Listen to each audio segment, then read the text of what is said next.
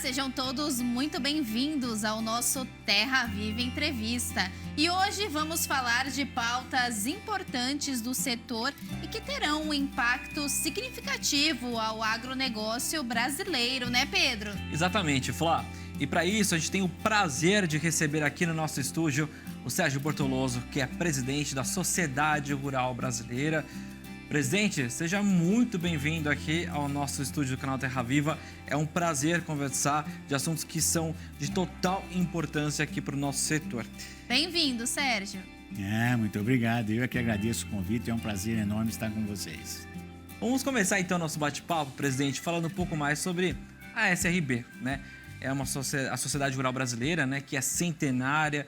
Há anos testemunha o nosso setor agropecuário brasileiro, conhece o passado, né, está presente nos capítulos atuais do nosso setor, mas também vislumbra o futuro. Para essa sociedade, né, para o nosso país, o que representa a SRB? Qual que é o papel hoje configurado dentro do nosso setor? Bem, Pedro, como você disse, é uma entidade centenária. Então, ela traz consigo sempre muita experiência, muita bagagem. Nós passamos pelo período do café, o período da cana, o período do gado. Hoje nós vivemos o período da inovação, de tecnologia, da conectividade. Então, a sociedade rural, ao longo do tempo, ela vem se atualizando, mas sem nunca se afastar dos principais focos de atuação que o agro precisa. E nós vamos continuar dessa forma sempre, trazendo nessa bagagem a experiência, mas pensando muito no futuro, no tema que é importante para nós hoje. E para esse ano, Sérgio, quais que são os trabalhos aí previstos na Sociedade Rural Brasileira? Nós temos uma pauta prioritária, principalmente com atuação junto à nossa frente parlamentar, dentro do Congresso Nacional. Nós temos a reforma tributária, que é muito importante. O nosso comitê, hoje, da reforma tributária, ele é muito atuante. Estamos abrindo espaços para as discussões que, de certa forma, não nos tragam muitos obstáculos lá na frente para a gente continuar com a nossa atividade. Vai ser um trabalho exaustivo. Dentro do Congresso caminham outras coisas, caminham questões da segurança jurídica, as questões do marco temporal. Então, ou seja, a pauta é totalmente extensa. Tem a lei de defensivos que está sendo feita, tem uma série de assuntos que vão ser tratados, que estão nas prioridades da rural e que, na verdade, é a prioridade de todo o contexto do setor do agro, né? Exatamente. Vamos destrinchar, então, alguns pontos, né? É algo que a gente está testemunhando, a questão do seguro rural, que é algo tratado como prioridade dentro da porteira, né? Mas a gente espera esse mesmo ímpeto fora da porteira também, dentro do Congresso, dentro ali do orçamento, as diversas questões relacionadas ao clima. Tivemos um Laninha que trouxe prejuízos significativos no nosso sul do Brasil.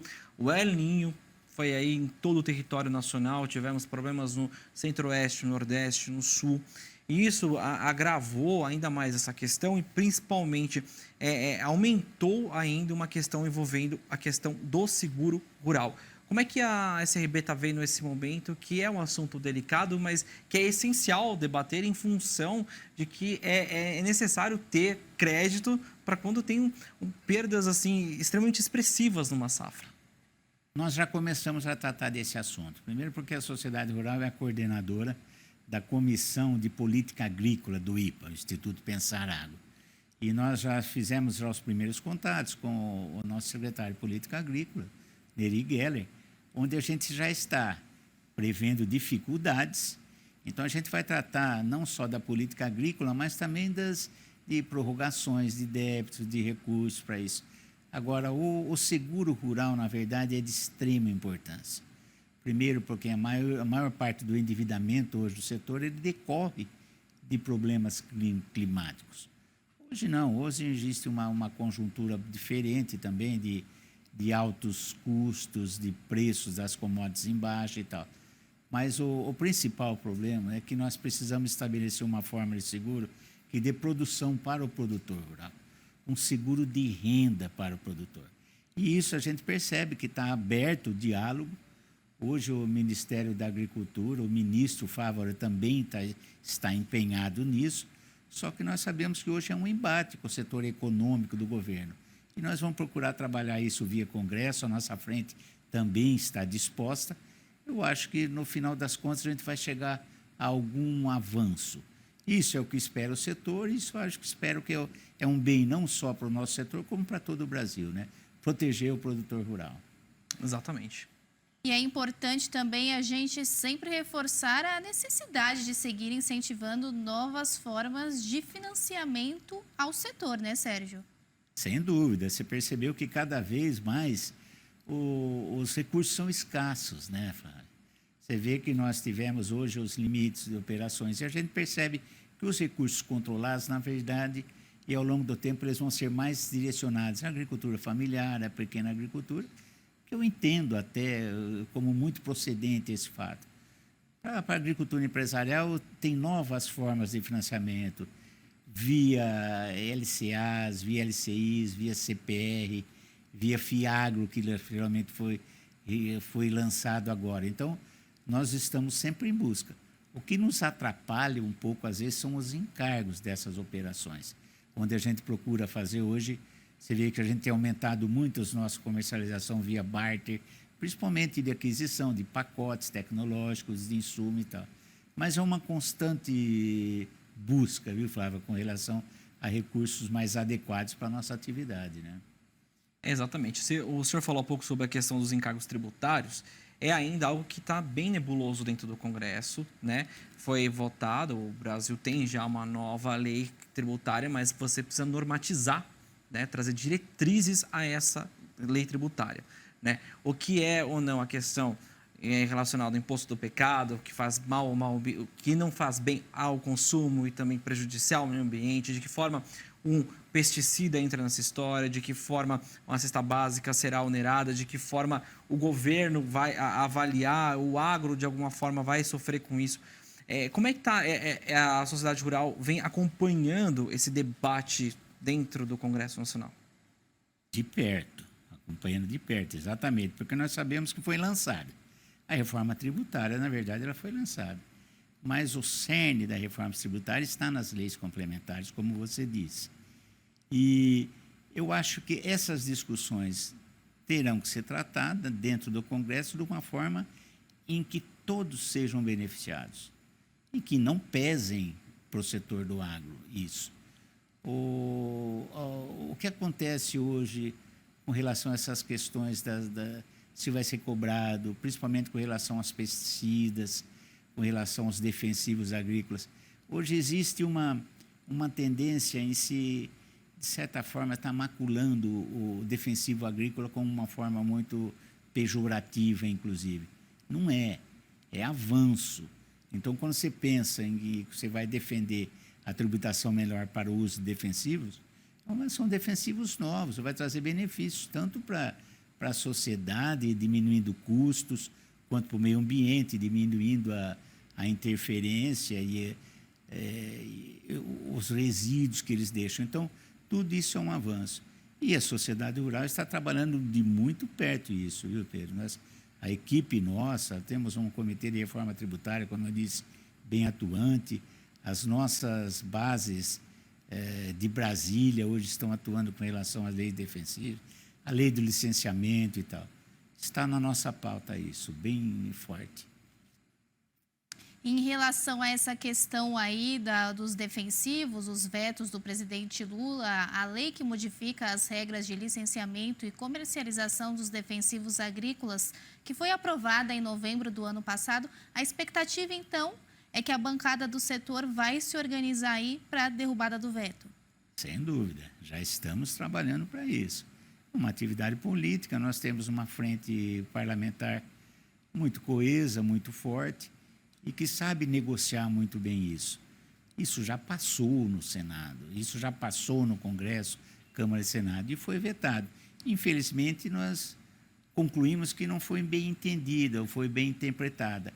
E, nesse momento, nós temos esse direito constitucional de promover a derrubada do veto do presidente. E é para isso que nós estamos trabalhando, uma vez que nós entendemos que se o Congresso aprovou E esse veto ele foi feito. Nós estamos trabalhando firmemente para que esses vetos sejam derrubados. Além disso, né, por falar na questão dos vetos, nós temos a questão da LDO, né? Falamos há pouco sobre o fator do seguro rural, que está inserido dentro do Plano Safra, mas a gente também tem outros pontos que a Lei de Diretrizes Orçamentárias, esses vetos, né, que podem aí ocasionar, podem impactar.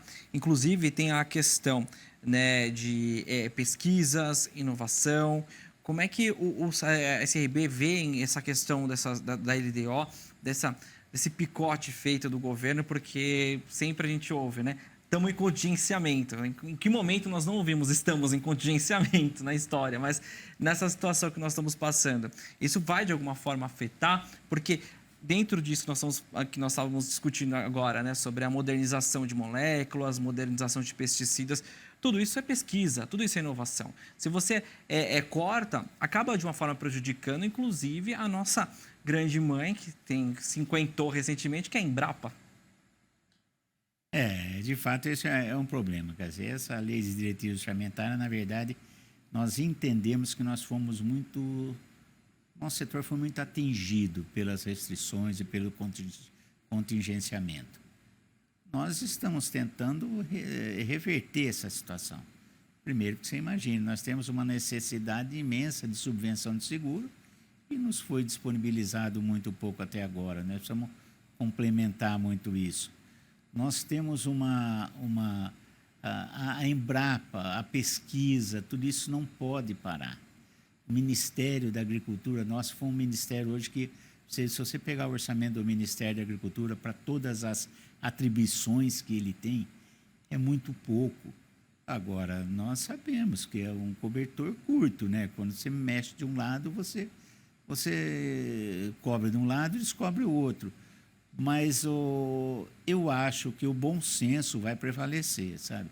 Primeiro porque você vê a força motriz da economia brasileira, a geração de empregos que o nosso setor faz, a questão da balança comercial, a questão da entrada de recursos via exportação, principalmente porque hoje nós trabalhamos com excedentes de produção exportáveis, sem atingir o abastecimento. Isso é muito importante. Nós não temos essa opção, vamos exportar mais, vai faltar aqui dentro. Nós temos e nós produzimos para o abastecimento interno, em primeiro lugar, e exportar excedente, e estamos fortalecendo e abrindo mercados. Então, essa questão do orçamento da União, ainda eu acho que tem um espaço grande dentro do Congresso onde a gente pode evoluir nisso ainda.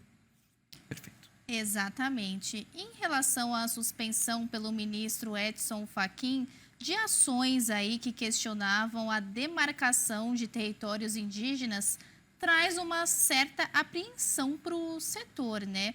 Como é que a SRB tem enxergado essa questão e trabalhado nesse tema?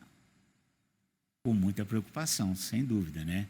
Você vê que eu acho que essa questão, principalmente essa questão de demarcação indígena, isso já foi amplamente discutido. Isso é matéria constitucional, isso está previsto como cláusula pétrea da nossa Constituição.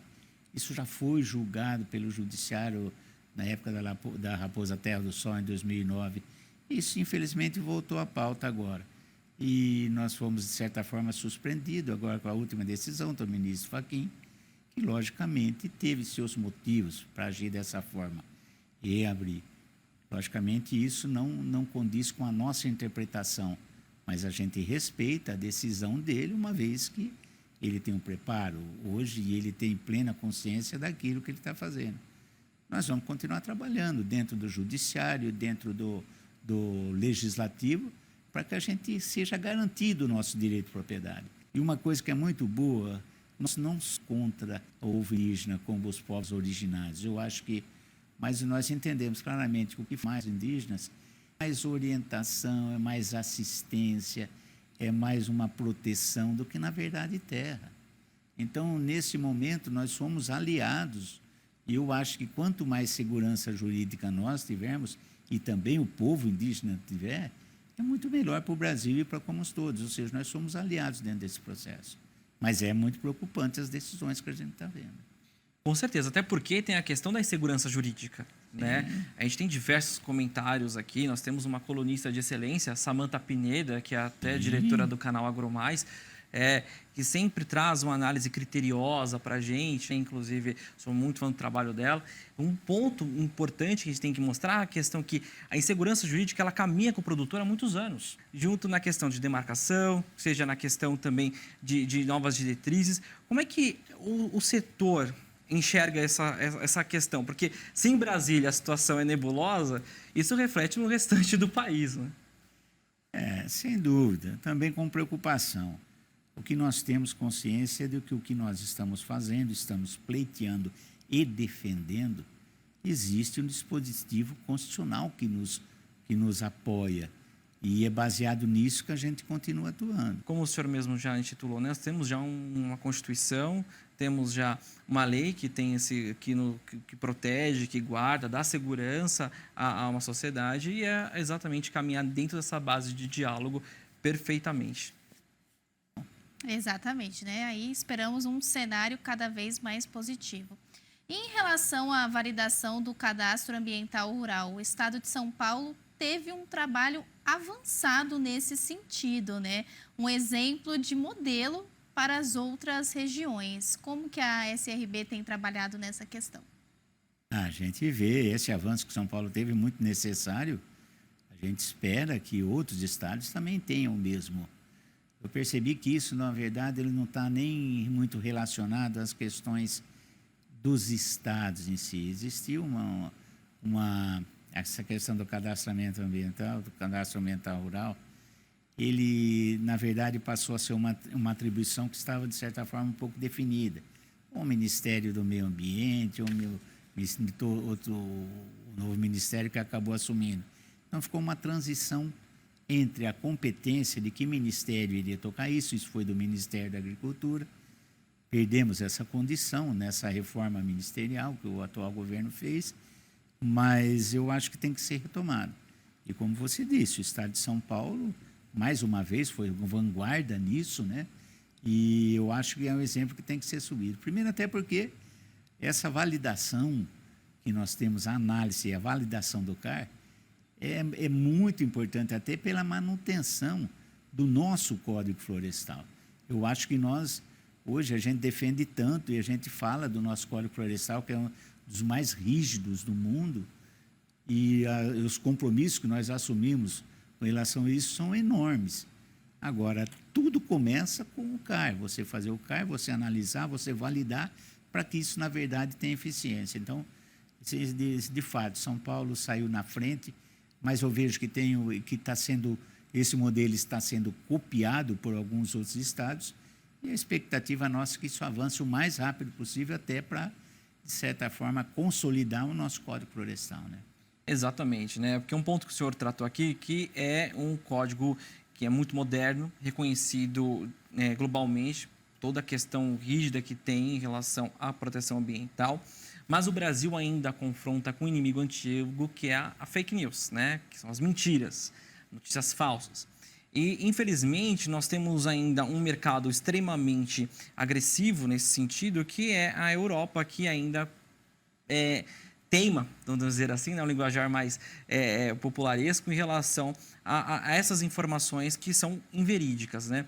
E, fora isso, nós temos uma lei ambiental lá, né, do Green Deal, que é a Agenda Verde, que acabou até mesmo trazendo problemas internos para o próprio continente, que são os agricultores que estão não acreditando naquela nova situação e que estão até pensando como é que vamos produzir, né, de tanta situação que tem aquela lei, tanto, né, porque motivos ali questionados assim pelos próprios, né, agricultores daquele continente. Fora isso, também tem uma certa questão que os próprios produtores de lá estão reclamando muito, né, em função de um certo, entre aspas, abandono, né, de subsídios, enfim. E isso está entrando, né, agricultura tropical nessa história. De um lado nós temos, então, um Green Deal, que é uma agenda rígida, né, que está prejudicando, inclusive, o próprio mundo temperado, o próprio clima deles, e também trazendo para a gente sérios problemas. Mas, de qualquer modo, a gente precisa ainda entrar nesse mercado, e esse mercado espera nosso alimento também. É uma confusão, é um problema grande. Como é que a gente consegue olhar para esse cenário? É um cenário complexo, né? Você vê que, na verdade, eu acho que tudo isso aí... Primeiro, porque o Green Deal deles foi feito de forma unilateral. A gente estava caminhando numa questão do novo regramento ambiental global. De repente, a Europa saiu na frente com um Green Deal deles estabelecendo um regramento. Agora, eles erraram na dose, né? Não tenha dúvida disso. Tanto a prova disso é que você vê as reações que estão tendo lá. E hoje, de qualquer forma, o Brasil já vinha preparando, não só o Brasil, o Mercosul como um todo. O Green Deal foi uma polêmica até na relação desse possível acordo bilateral entre a União Europeia e o Mercosul. Ele foi aqui analisado pela sociedade rural junto com a FARM, que são as federações agrícolas do Mercosul, e onde nós descartamos a possibilidade de qualquer tipo de entendimento com a side letter que eles nos mandaram para que fosse analisado. Então, hoje, eu entendo que esse assunto vai ser retomado. Primeiro, até porque a reação que causou lá, onde eles perceberam, pô, se nem nós estamos... Eles acabaram, o que nós dissemos, eles acabaram estão saboreando o próprio veneno lá, porque eles acabaram fazendo alguma coisa que é, de certa forma, insustentável. Então, eu acho que isso vai ser retomado, sabe? Eu acho que o mercado europeu é um mercado muito importante, principalmente como um grande formador de opinião no mundo. E eu acho que eles também percebem, ao longo do tempo, que nós, o Brasil, nós somos solução. Nós somos solução pela essa questão do aquecimento global. Nós somos isso com tudo que nós oferecemos, com crédito de carbono. Você vê que a gente tem uma discussão muito grande hoje a respeito da energia renovável. Essa questão climática está tudo muito sendo discutido. E eu acho que a gente está... nós estamos no caminho certo. A Europa, aos poucos, tem percebido que nós estamos no caminho certo. E, logicamente, isso vai ser considerado nessa revisão de tudo que acontece lá, né? Com certeza, né? O Brasil, nós temos um mundo que está uma crescente populacional, estamos, né, com 8 bilhões e uns quebrados, né, de população global. É uma população que, como eu disse, crescente, e o mundo olha para um país como o Brasil, que é uma agricultura tropical que oferece energia renovável, alimento e solução climática. Então, é um tripé perfeito, né, que sustenta até a atualização da sustentabilidade, que é a tal da ESG, né, que é uma atualização do que é a sustentabilidade, né, praticamente respeito o tripé da sustentabilidade, econômico, social, governança, enfim, e ambiental, obviamente. Mas tem esse fator preponderante que a gente vê que o Brasil tem, e isso assusta o mundo, né? O mundo olha para o Brasil como um verdadeiro potencial, de fato, hoje a gente pode falar, é um celeiro, né? E estados como Mato Grosso, né, São Paulo, temos diversos outros, no Brasil, né, de ponta a ponta, trazendo essa solução. Inclusive, eu gostaria de trazer rapidamente aqui na pauta a questão da bioeconomia. Né? Nós estamos aí, né, prestes a ter já uns preparativos para uma COP aqui no Brasil, que vai ser, até onde a gente sabe, no Pará, sediado lá. E muito se fala sobre a Amazônia, né? A pauta do mundo é a Amazônia, e o Brasil tem foi agraciado, né, com esse bioma, com essa floresta maravilhosa. Mas temos aí problemas que ainda patinam nesse sentido, que é a questão da bioeconomia. É um assunto que precisa ser detalhado para as pessoas também entenderem que a população daquela região precisa também ter esse desenvolvimento, e há muito, entre aspas, que explorar da bioeconomia também, né? Na verdade, o que aparece mais, vamos dizer, o que é mais evidente na visão da opinião pública global é a mudança climática. Só que tem algumas coisas que já estão sendo tratadas. A transição energética, logicamente, é uma delas, e nós temos que ter outras opções. Envolve a questão, o mercado de carbono, tudo isso no Brasil a gente tem feito. Só que geralmente, tem algumas coisas que ainda estão sendo tratadas, mas de forma muito mais tímida ou menos aparente, que é a questão do abastecimento global. Você vê que se não se ouve discutir isso nas COPs, ou menor do que as mudanças climáticas. Mas, sem dúvida, dentro desse tripé de sustentabilidade que você falou, ela está sustentabilidade ambiental, econômica e social. principalmente. O que o agro traz de benefício social é imenso. Então, nós vamos procurar, já estamos fazendo um trabalho para, na oportunidade que teremos de sediar a COP, a gente trazer esse tema à discussão. E nós vamos encontrar aí uma dificuldade grande, porque o tema vem para falar da Amazônia. E a gente vai procurar falar aqui da sustentabilidade, nos 3 aspectos aqui, e mostrar para o mundo que nós fazemos isso, que nós preservamos, que nós produzimos e que nós estamos trabalhando no ponto de vista social, principalmente com um governo que tem uma tendência social muito grande. Então, com isso, Pedro, o Brasil começa a se apresentar como um grande ator dentro desse processo todo, sabe? Eu vejo e a gente começa a querer mudar alguns paradigmas. Por exemplo, você vai falar de uma COP de transição energética, de aquecimento global, foi em Dubai. Ou seja, existe uma coerência.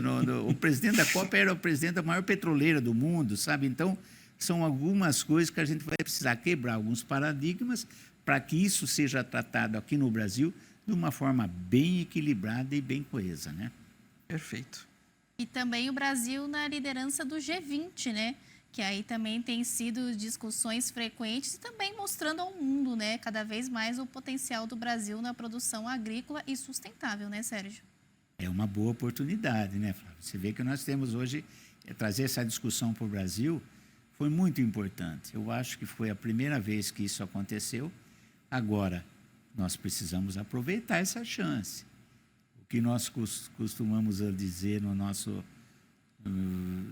nossos comentários diários, o cavalo está passando arriada, sabe? Se a gente não montar, a gente depois vai lamentar por isso. Eu acho que essas oportunidades que nós estamos tendo, sediar o G20, sediar uma COP, ou seja, nós precisamos fazer um bom uso disso, para lá no futuro a gente não estar lamentando isso, né? Agora, Sérgio, só para a gente encerrar, nós falamos agora de liderança na COP, liderança no G20. A gente pode pensar que neste novo passo, a gente sempre ouviu muito o mundo falar da gente. É um momento não só da gente falar de nós, mas também o mundo quer ouvir também o Brasil? Na verdade, Pedro, o mundo já nos ouve. Porque se dessa forma, da forma como nós sendo, de certa forma, principalmente o agro, atacado hoje pela mídia internacional, principalmente da europeia e tudo, é por quê? Porque nós estamos daqui mandando informações para lá. Então, ele tem essa informação. Então, dentro da nossa política de comunicação, e você sabe a importância dos meios de comunicação para qualquer coisa que você vai fazer. Então, ou seja, nós precisamos começar a trabalhar internamente de uma forma que as informações que cheguem lá fora, elas sejam, de certa forma, abertas a discussões. E eu acho que nós vamos ter um avanço exatamente com isso, da presidência do G20, da COP aqui, a gente vai precisar passar esse modelo de uma forma em que a gente neutralize um pouco essa agressividade que às vezes tem com a gente, sem, na verdade, não nos conhecer. Agora, é uma falha nossa. As informações que ele tem lá são gente aqui, são organizações não governamentais que estão passando isso com interesses outros que não é, de fato, o que nos representa, o que nos interessa, né? Perfeito. Bom, Sérgio, nosso tempo já acabou. Eu gostaria de agradecer a sua participação, o tempo que você disponibilizou. Foi muito produtivo, propositivo.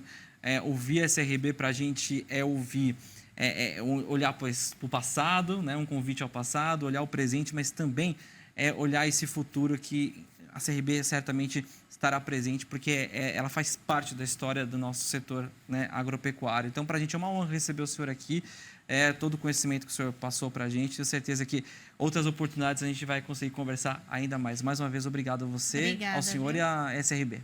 Eu aqui agradeço, viu? Foi uma oportunidade muito boa. Nós estamos sempre à disposição de vocês. Obrigada, Sérgio. A gente que agradece a sua participação, do pessoal da Sociedade Rural Brasileira, e volte sempre aqui ao Terra Viva Entrevista. Obrigado. Você quer rever essa entrevista ou acessar outros conteúdos, é só entrar no nosso canal lá no YouTube. Tem uma playlist especial do Terra Viva Entrevista e, claro, todo o conteúdo do agronegócio. Muito obrigado a você que esteve com a gente aqui. Um ótimo e produtivo dia. Até mais. Até a próxima.